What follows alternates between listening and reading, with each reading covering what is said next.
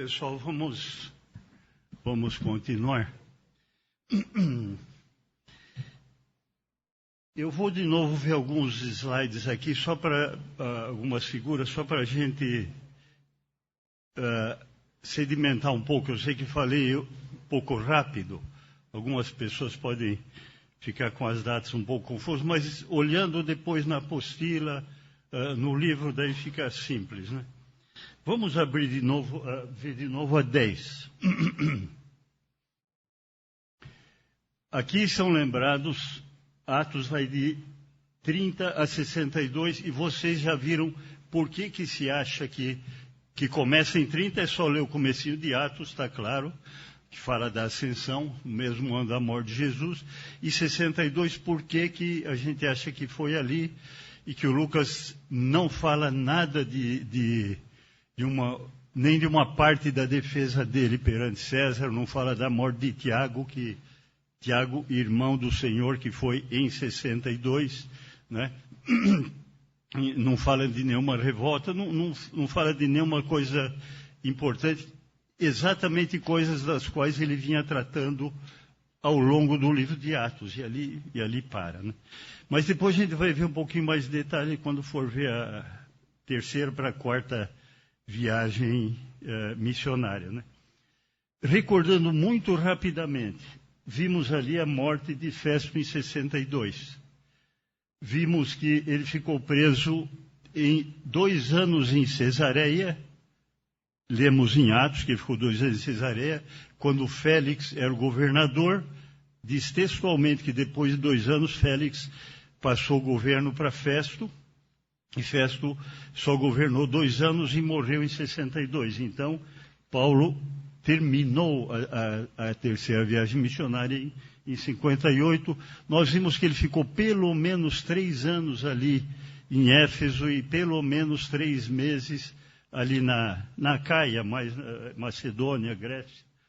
Então, pelo menos durou em torno de 7 anos, né? Nós vimos também que ele terminou a segunda viagem, não a terceira, a segunda viagem missionária, quando o Gálio ainda era o procônsul da Acaia, que nós vimos que ele foi procônsul em 51 e 52. Vimos pelo tempo que também ele passou em Corinto 1 ano e meio, então ele deve ter durado perto de 2 anos. Vimos que antes disso, 50 foi o concílio, e provavelmente 48, 49, a primeira viagem missionária. Foi a segunda vez que ele foi ali a Jerusalém, levar aquela ajuda que tinha sido a fome tinha sido predita por Ágabo, e nós vimos em Atos Paulo e Barnabé indo de Antioquia até Jerusalém levar ajuda. Depois eles voltam, é o último versículo do capítulo 12, eles voltam, primeiro versículo do 13, começa a falar que ali havia profetas e mestres e tal, e fala da primeira viagem missionária. Então, só para vocês se localizarem aqui, vamos ver a figura 11. Isso, aí na figura 11 a gente vê ano 30, só para vocês terem uma ideia dos tempos, não é? Lá em cima está Atos, os capítulos de 1 a 9. Isso é tudo arredondado, já falei quanto aos anos, né? Aquele período todo lá durou em torno de 5 anos, o que é descrito de 1 a 9. Por quê? Vai desde a ascensão de Jesus até a conversão de Saulo, que é o capítulo 9 de Atos. Logo antes, acha-se que também no ano 35 ainda foi o apedrejamento de Estevão, né? Então, esse período, Atos, capítulos 1 a 9, iria de 30 a 35. Depois lá, Atos de 9 a 12. Vê que é um período curto, o período é longo, poucos capítulos, de 9 a 12, vai desde a conversão do Paulo, onde acabou lá, né, até 44. O que aconteceu em 44? Está lá. Morte de Herodes Agripa. Esse é o Herodes Agripa I. Ele que mandou matar Tiago, irmão de João, e prendeu Pedro. Isso é se vocês olharem na folhinha, vão ver isso aí. E no finzinho do capítulo 12, logo antes de falar que o Paulo e o Barnabé voltaram de Jerusalém, fala que morreu esse Herodes Agripa I. Então é finzinho do capítulo 12, né? Depois a gente vê ali, dos capítulos 13 a 15. 15, caracteristicamente, é o concílio de Jerusalém. Então, entre a morte de Herodes Agripa I, primeiro, que é 44, e o concílio 50. Então, vai ali de 44 a 50. Depois do 15 a 21, também poucos capítulos, vai de 50 a 58. Como é que nós vemos? 50 é o concílio de Jerusalém, 58 é quando ele voltou da terceira viagem missionária e foi preso em Jerusalém. Daí foi para prender em Jerusalém, ficou 2 anos preso em Cesareia, a gente lembra. E depois, do 21 ao 28, ali põe 58 a 52, é pouco tempo, por quê? Fala da defesa dele perante o Félix, depois o Festo, todas as peripécias da viagem que foi, né? E conta tudo isso e acaba ali em 62. Então, todo o livro de Atos, que tem 28 capítulos, ocupa 32 anos. Foi num período de 32 anos, que foi do ano 30 até o ano 62. A gente tendo algumas datas na cabeça, algumas, não precisa muito, a gente já tem uma ideia dos acontecimentos. Claro que a primeira data, que é a ascensão de Jesus em 30, e a última, onde termina Atos, fica muito claro, 662. 50, por exemplo, o Concílio de Jerusalém, também é uma data bem característica. Essa prisão de Paulo em 58, nós vamos falar bastante dessa prisão de Paulo, que ele foi preso aí, foi libertado. Depois dessa libertação, tem a quarta viagem missionária, que, como falei, nós sabemos pouquíssimo, porque Atos não fala nada, né? Atos escreve em detalhes as 3 primeiras viagens missionárias, depois não.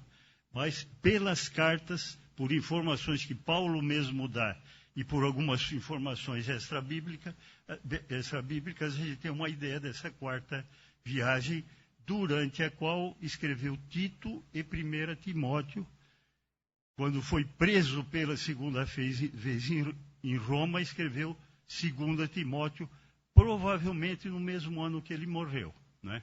E o Pedro foi executado logo, provavelmente, no ano seguinte. Paulo em 67, Pedro em 68, mais ou menos, né? Essa data também da morte de Tiago, irmão de João, e do rei Herodes Agripa I, 44, é bom guardar. Se a gente guardar o ano da morte dos 2 Tiagos, o Tiago, irmão de João, foi executado pelo Agripa I em 44. E o Tiago, irmão, o meio-irmão de Jesus, em 62 a gente já tem. Então vem que poucas datas a gente ir guardando, a gente localiza tudo, inclusive em Atos, né? Sabendo o que está, não. O Concílio de Jerusalém está no capítulo 15, a conversão de Paulo está lá no capítulo 9, então com isso aí a gente tem uma boa ideia da história do começo da igreja, né? O começo da igreja mesmo é quase tudo antes do 9 lá. Depois Paulo entra em cena, daí vai tomando conta, daí quase tudo fala sobre Paulo, né? Na verdade, Atos fala basicamente sobre Filipe, Pedro e Paulo. Não fala nada sobre os outros. O Senhor sabe por quê, mas ele quis concentrar a atenção nesses aí, que provavelmente fizeram a igreja expandir bastante aí. Falando da expansão da igreja, eu gostaria de chamar a atenção para um aspecto que eu não falei no domingo passado, mas é que a gente tem que ter em mente. Vocês lembram que Herodes o Grande, ele acabou dominando os medo-persas em 330 e pouco. Em 332, a Palestina também entrou sob o domínio de Alexandre o Grande, ficou até 323. Esse período curto de Alexandre, de 330 e poucos e até 323, ele expandiu a cultura grega, é chamado helenismo, cultura helênica, né? Então, isso nós falamos rapidamente no domingo passado, a língua grega ficou mais ou menos comparando como o inglês, que era uma língua universal, né? Então, quem sabia grego facilmente se comunicaria nesses territórios todos. Esse é um aspecto. Um outro aspecto, vocês lembram, teve aquele período dos Macabeus. No final, os dois últimos ali, o Hircano e Aristóbulo II, começaram a brigar, teve problema, o Pompeu, mandado por Roma, em 63 tomou, e daí ficou sob o domínio romano já 63 antes de Cristo, quer dizer, quase 60 anos antes de Jesus nascer. Jesus nasceu em 4 ou 5 antes de Cristo, a gente sabe ali. Então, começou. E os romanos tinham duas características que foram muito importantes. Uma, eles deixavam os povos dominados manter a sua cultura, a sua religião.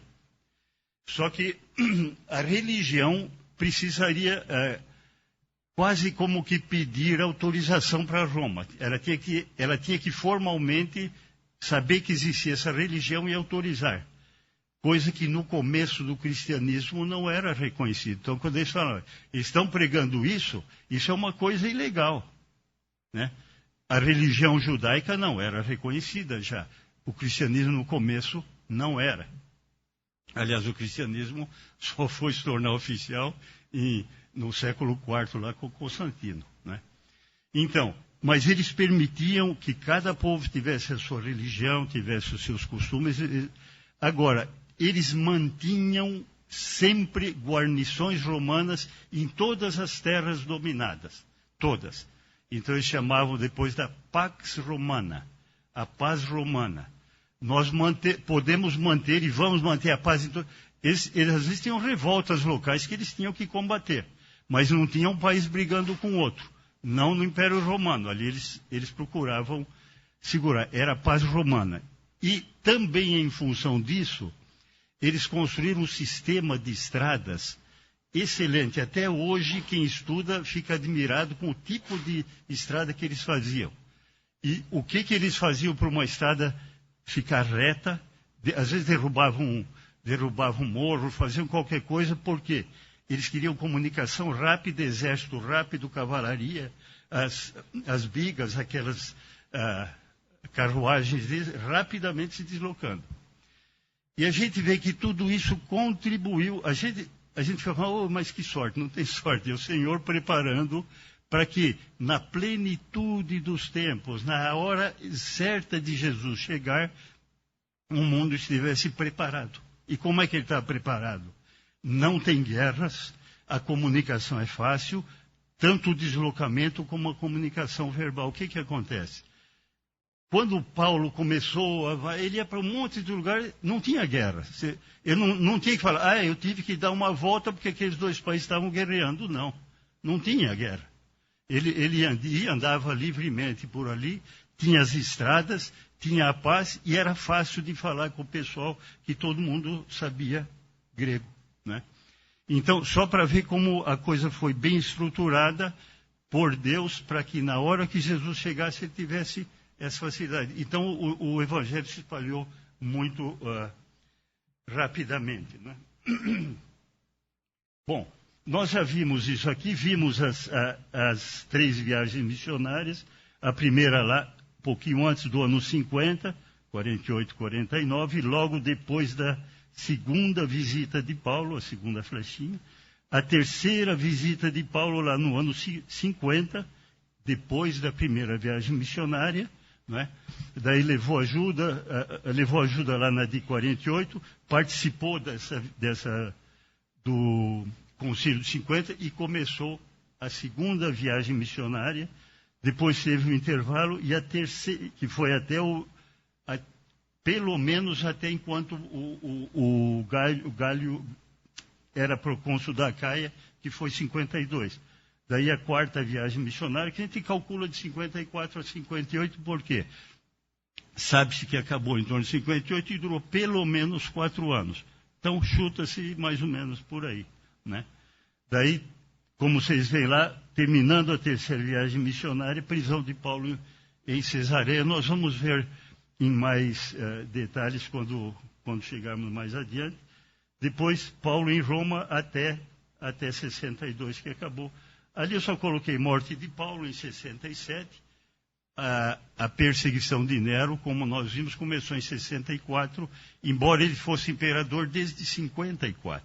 Mas ele não perseguia os cristãos, ninguém perseguia. A primeira grande perseguição foi a de Nero, né?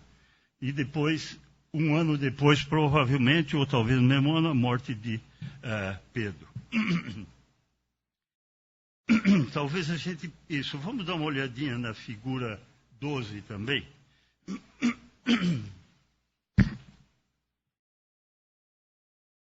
Ali, isso aqui é fonte extra-bíblica, né? O discurso de Gamaliel, que aparece em Atos, calcula-se em torno de 32, né?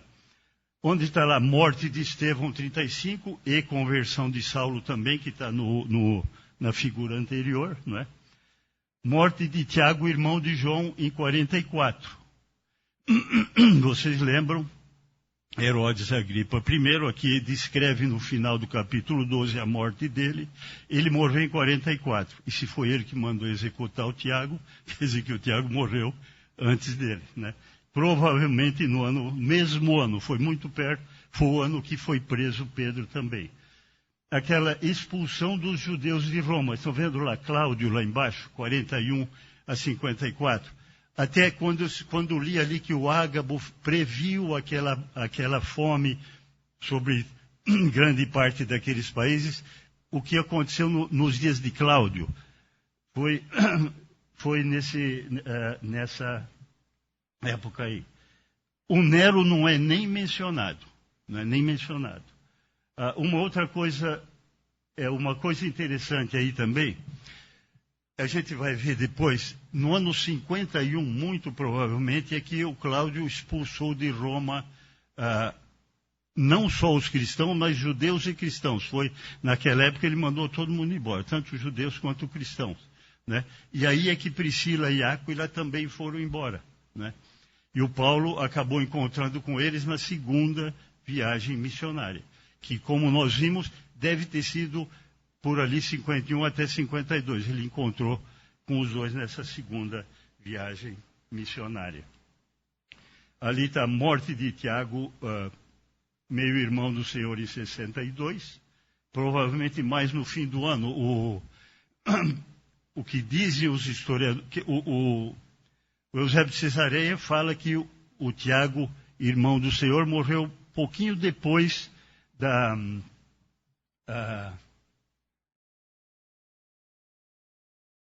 um pouquinho depois da libertação. Ele morreu um pouco depois da morte do... Quem que estava lá mesmo? Agora estou confundindo os nomes. Do Festo. Nós acabamos de ver isso aí, né? Lembram? Ficou preso de 58 a 60 sob o Félix. Depois veio o Festo, que morreu, que governou de 62, morreu em 62. O Festo morreu, dizem fontes extra-bíblicas, próximo do verão, pouquinho antes do verão, de 62. Só que o verão, lá no hemisfério norte, é no meio do ano. Calcula-se, então, que Tiago, irmão do Senhor, tenha morrido no, talvez, começo do segundo semestre de 62. Pedro, coloquei ali 68. Não esqueçam que o Nero começou a perseguir em 64. Foi ele que, durante essa perseguição, que Paulo foi preso, Pedro foi preso e os dois foram executados, né? Durante ainda esse período do Nero, começou a revolta dos judeus em 66, lá na Palestina. Eles ficaram lutando, 66 até 70, aí veio o Tito e destruiu a cidade, destruiu o templo, foi aí. A gente pode dar uma olhadinha rápida nas figuras 13 e 14, só. As figuras 13 e 14, na verdade, elas são um resuminho daquelas figuras anteriores, né? Mais ou menos, né? Nascimento de João Batista no ano 5, o nascimento de Jesus Aqui não está nada na proporção, né? Tanto que eu ponho às vezes aquele pontilhado, né? Herodes ali, como já falei para vocês, tem 2 ou 3 lugares que aparece 39-4, é 37-4, né? O Herodes começou em 37 antes de Cristo ali, o nascimento de Cristo em 4 ou 5, daí tem antes de Cristo, depois. Aqui vocês lembram daquele período de corregência do Tibério, esse tempo todo, o início do ministério de João Batista e o início do ministério público de Jesus, entre 26 e 27. Vamos dar uma olhadinha na figura seguinte, na figura 14, essa aí, né? Lá onde começa Atos, não é? Morte de Jesus, Pentecostes, Ascensão, ano 30, não é? Provavelmente em 32, como eu falei, fonte essa bíblica, discurso de Gamaliel. 35, morte de Estevão, conversão do Saulo. 37, 38, primeira visita a Jerusalém, lembram? Ele fez uma visita 3 anos depois da conversão, só encontrou quem? O Pedro e o Tiago, irmão do Senhor. 14 anos depois fez outra, né? Ali a primeira visita, 3 anos, tem 7, 8, 44, morte de Tiago, irmão de João, 45 a 47, mais ou menos, aquele período de fome previsto pelo Ágabo. 48, segunda visita de Paulo a Jerusalém, esse que foi 14 anos depois, né? E logo em seguida a primeira viagem missionária. Ali está a terceira viagem de Paulo a Jerusalém, a terceira visita, né? Está vendo ali? Primeira viagem missionária, terceira visita de Paulo a Jerusalém, né? Estão vendo? Primeira visita de Paulo, lá em cima, 37, 38. Segunda visita, 48. Terceira visita de Paulo, porque aí no ano 50 foi o concílio de Jerusalém, aquele concílio lá. 51, alguém... Eu acho que foi quando você foi passar o material que eu te dei para... Tudo que tiver errado é do João, né? Então, anos 50, terceira visita de Paulo a Jerusalém e o concílio também que houve ali. 51, quando... expulsão dos judeus de Roma e também dos cristãos. Foi aí o Áquila e Priscila foram expulsos em 51, né? Segunda viagem, provavelmente entre 50 e 52. O Gálio foi procônsul da Acaia em 51 e 52. Aí a terceira viagem missionária, né? Aí 54 a 58. Vamos lembrar que o Félix... era o governador depois de 58 até 60, quando ele foi preso, né? Depois de 60 a 62, o Paulo estava preso em Roma, né? Morte de Tiago, meio-irmão de Jesus. Aí ele morreu, então, um pouquinho depois do Festo, em 62. Provável ano da morte de Paulo, 67, de Pedro, 68, destruição de Jerusalém. A primeira grande perseguição aos romanos aqui, Nero, 54 a 68, a perseguição mesmo começou em 64, então, depois de Lucas terminar o livro de Atos, né? Depois do Nero teve um período em que 3 imperadores, no livro está estão mencionados os nomes, ficaram meses só, teve 3 imperadores e depois... vem isso aqui chamado dinastia Flávia ou dinastia Flaviana, não é?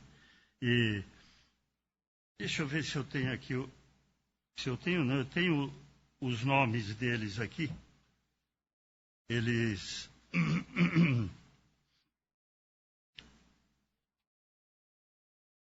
pessoal, por que chama dinastia Flávia ou dinastia Flaviana? Era o Vespasiano, que foi o primeiro. O Tito era o filho mais velho do Vespasiano e o Domiciano era o filho mais novo do Vespasiano. Então, eles formaram uma dinastia. Depois é que ele foi deposto, mas esses três, uma dinastia Flávia. Porque os nomes deles eram... O primeiro era Tito Flávio Sabino Vespasiano. Está na página 53 do livrinho, quem quiser ver. Tito Flávio Sabino Vespasiano, é conhecido como Vespasiano. Depois vem o Tito Flávio Vespasiano Augusto, é conhecido como Tito. E o irmão era Tito Flávio Domiciano, que é conhecido como Domiciano. Eles tinham falta de nome naquela época, a gente já viu, então eles ficavam colocando tudo ali, né? Então é chamada dinastia Flávia ou Flaviana. O Vespasiano, que assumiu um pouco depois de Nero, foi quem estava... Aliás, o Nero já estava combatendo a revolta dos judeus, ele continuou. Em 70 foi o filho dele, ele era general ainda, ele era comandante do exército, não era imperador, o Tito, destruiu Jerusalém. Depois que o pai morreu, ele assumiu em 79, e depois que ele morreu, assumiu o outro irmão dele, Domiciano, e esse Domiciano é que, vamos dizer, engendrou essa segunda grande perseguição aos cristãos. A primeira foi o Nero e a segunda foi esse Domiciano aqui.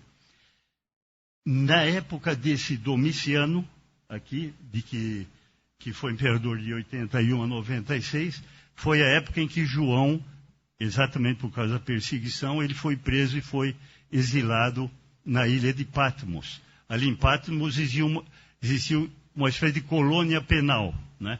Era uma ilha, não muito longe ali de Éfeso, Mileto, que é na costa, né? Era uma ilha onde tinha uma espécie de uma colônia penal. Foi ali que ficou o João, na época do Domiciano, e nessa época que ele escreveu Apocalipse, né? Bom, com isso a gente viu um pouco da história, do contexto do início da igreja aí, e de como nós podemos ter uma ideia dessas datas, né? Pessoal, agora nós vamos entrar na vida de Jesus, e depois, parte do ministério, e depois algumas coisas sobre o Paulo, as viagens missionárias. Só que, obviamente, eu não vou ficar aqui recontando as histórias todas, não tem muito sentido eu chegar aqui e ficar contando a história que todo mundo já está cansado de ler aí na Bíblia. A minha ideia, inclusive, no livro é chamar a atenção para alguns pontos, ou que são interessantes, curiosos, ou que às vezes podem suscitar dúvidas, às vezes acham que há contradição. Então, esses pontos é que eu costumo chamar a atenção. Eu vou citar alguns só para os irmãos terem ideia, porque não tem sentido eu ficar entrando em detalhes. O primeiro, vamos dizer, um dos primeiros pontos que chama atenção é aquela genealogia de Jesus em Mateus e em Lucas, que são os dois que dão a genealogia, né? Existem 3 ou 4 teorias de por que elas são diferentes, né? Em parte são iguais, em parte elas são diferentes. Se a gente for ver as linhagens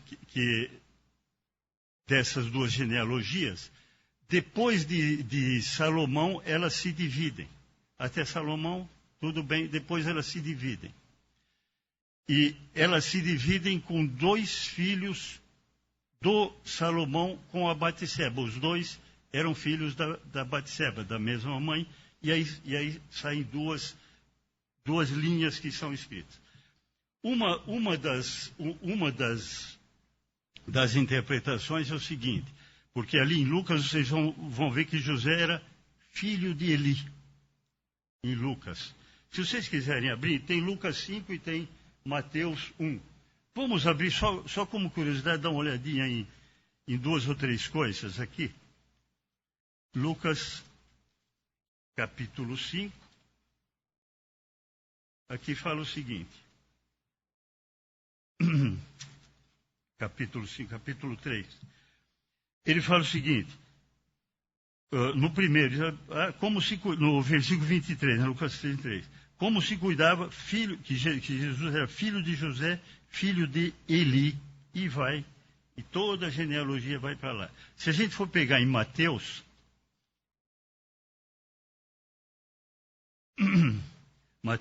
agora chegando lá embaixo no versículo 16, né? E Jacó gerou a José, marido de Maria, do qual nasceu Jesus. Os dois citam José, porque nas genealogias sempre eles tinham que citar o pai, né? Então os dois citam José. Um fala que José era filho de Jacó, outro fala que José era filho de Eli. Existem algumas ideias a respeito disso. Uma ideia é a seguinte: filho era também muito comum ser usado para genro, quer dizer, filho por casamento. Esse aqui casou com a minha filha, é meu filho. O próprio Salomão usava essa expressão quando se referia a Davi, né? Então, na verdade, o José era filho de Jacó, mas porque casou com a Maria, era chamado de filho de Eli também. Uma das ideias. Outra ideia é que poderia ter havido aquele casamento por levirato, né? Um indivíduo morre, né? E o irmão casa com ele, mas o nome vai para o outro. Então, vamos supor, esse Eli teria morrido e o Jacó teria suscitado filho por Eli. Então, o pai legal seria o Eli, que era o filho mais velho. O pai, vamos dizer, natural, seria o Jacó, que é com quem ele teve essa outra. A ideia mais comum é que um está dando a linhagem de José e outro está dando a linhagem de Maria, né? E ela se divide lá. Se a gente for ver onde está Salomão, é interessante que no Mateus 1:6, né? Jessé gerou o rei Davi gerou a Salomão, da que fora mulher de Urias. Vocês lembram da história? Da que fora mulher de Urias, porque ele adulterou com a Batseba, né? Claro que o filho que ele e a Batseba tiveram fora do casamento morreu, mas depois ele casou com a Batseba, porque ele também fez com que Urias morresse, casou com a mulher e daí nasceu Salomão. A gente vê que vem daqui. Lá no Lucas já é um pouquinho diferente.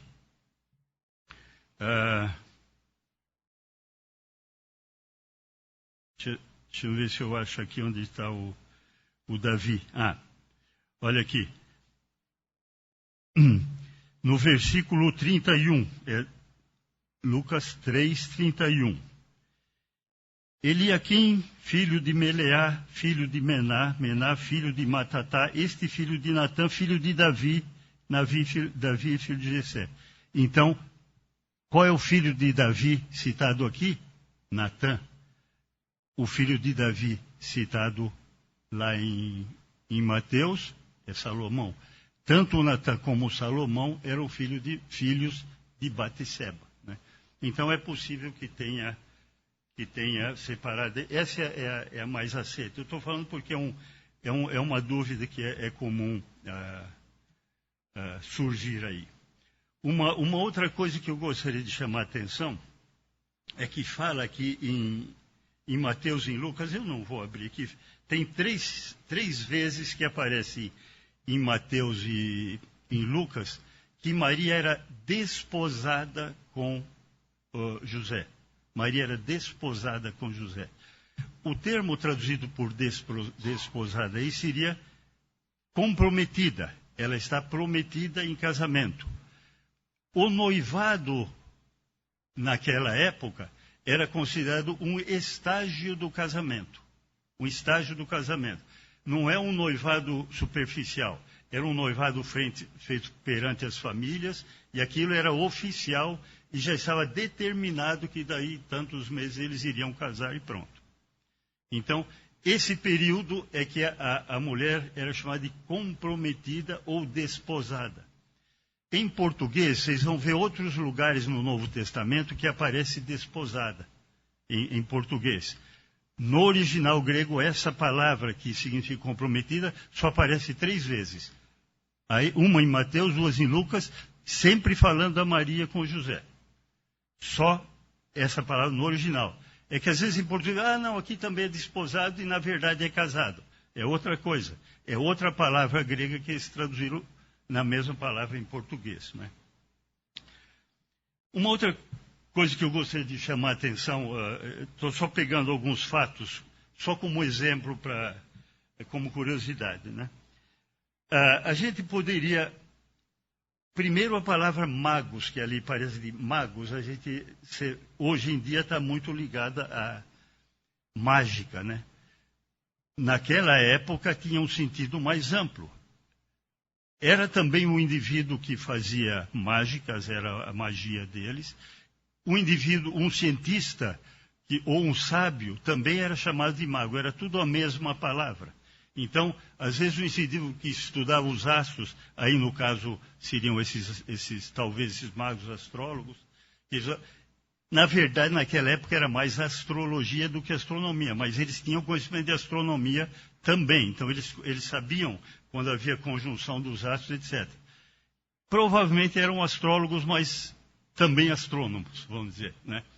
Eram sábios, não significa que faziam artes mágicas, fala dos sábios. Eu queria chamar a atenção para alguma coisa aqui, por que alguns falam que foi no ano 5 antes de Cristo, outro 4, por quê? Vamos ver uma coisa aqui, vamos primeiro abrir em em Lucas 2,16. Que Lucas está falando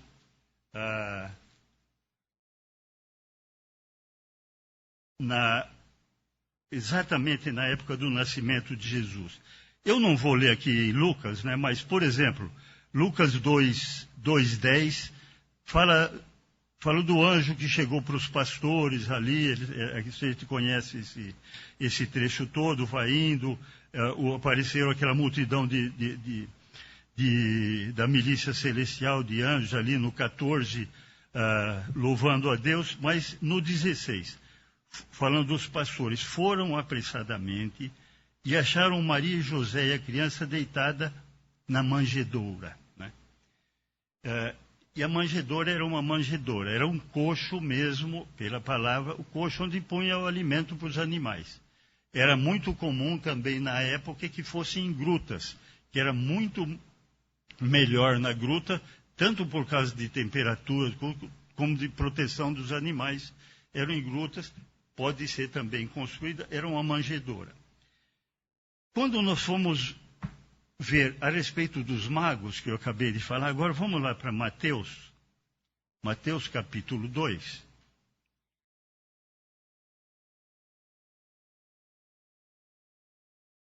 Quando os magos foram visitar, o que eles falam? Aqui, esse trecho todo está falando da visita dos magos. Olha lá o 2,7, o que fala? Com isso Herodes, tendo chamado secretamente os magos, lembra?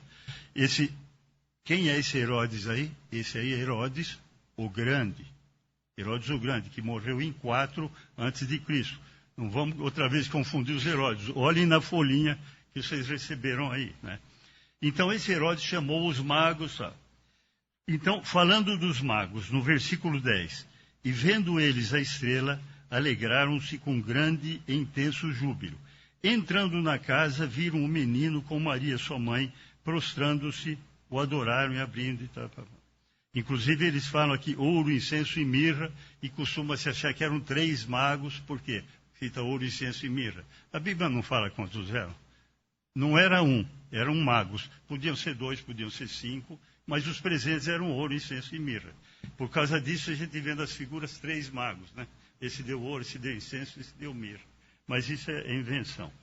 Mas vocês reparam que aqui fala no versículo 11 o quê? Versículo 11. Entrando na casa. Lá fala que ele estava na manjedoura, ele estava no estábulo mesmo. Aqui fala entrando na casa. O que acontece? O que se entende é o seguinte: os sábios sabiam mais ou menos quando Jesus ia nascer, mas levaram muito tempo para chegar lá.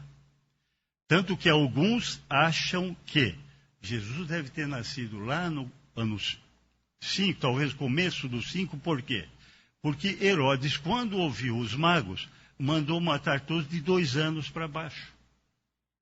Então, tem autores que falam que pelo menos eles devem ter ficado ali cerca de 1 ano.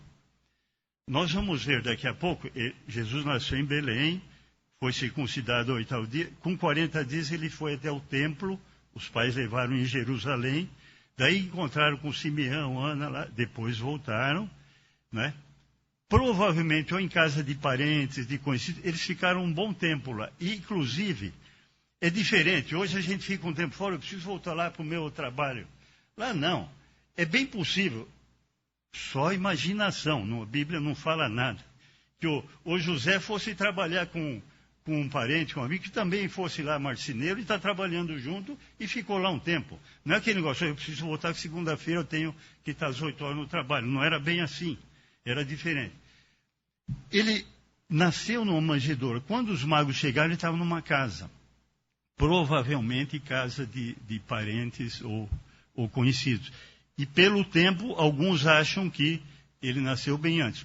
Outros acham que não. Ele pode ter nascido em pouco tempo, mas o Herodes, querendo se resguardar e não acreditando muito nos magos, falou de 2 anos para baixo.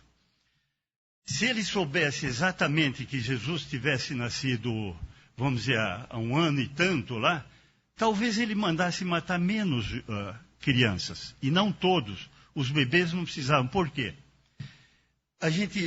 O Herodes era perverso, não tem a menor dúvida. Ele mandou matar a mãe, tem um monte de coisa lá. Ele era perverso.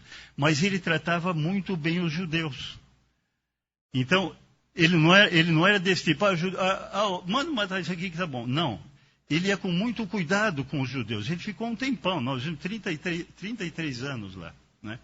Inclusive, quando ele foi ampliar o templo, e tinha sido uma parte, tinha sido danificada, queimada, uma parte só, não destruído o templo, ele tomava muito cuidado com o barulho, para não fazer barulho. Sempre os sacerdotes tinham que estar supervisionando tudo. Quer dizer, ele cuidava, ele tratava bem os judeus. Então, esses 2 anos para baixo não é uma coisa meio aleatória. Então, tem várias explicações aí. Será que nasceu no ano 4º, no ano 5º? O que parece, a maioria acha que ele ficou mais de 1 ano entre esse período que ficou ali, depois o tempo no Egito, e depois quando o Arquelau, Herodes Arquelau, assumiu o lugar de Herodes o Grande, daí eles voltaram, sem voltar para Belém, eles foram direto para Nazaré, né? Tem mais algumas, eu estou só chamando a atenção de algumas coisas que vocês podem ler, ou chegar e falar, está vendo, um diz uma coisa, outro diz outra. Quando aparentemente nós temos essas discrepâncias, nós temos que ver as explicações plausíveis que são dadas, né? E é interessante, nós vamos falar algumas coisas da vida de Jesus, principalmente nos evangelhos. Os evangelhos não são biografias. Não são biografias. O primeiro evangelho foi escrito mais de 20 anos depois, ou talvez do tempo em que Jesus morreu. Não é como hoje, olha, eu vou escrever uma biografia do fulano, eu vou acompanhar, eu vou ver. Não, eles conviveram. Muito tempo depois é que foram escritos os evangelhos, com enfoques diferentes. O autor é o mesmo, é o Espírito Santo. Mas nós vamos ver que tem enfoques diferentes das narrativas. Nós até vamos ver algumas coisas que até os estudiosos de comportamento humano até falam. O que se esperaria é que as narrativas não fossem exatamente iguais. Essas discrepâncias é o que mostra que cada um chega e escreveu como viu.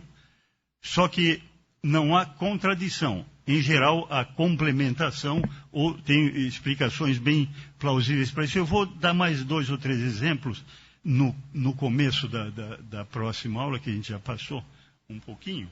Então, hoje a gente encerra por aqui, mas na verdade a gente já viu todo o período dos Macabeus, já viu todo por que nós entendemos aquelas datas todas, né?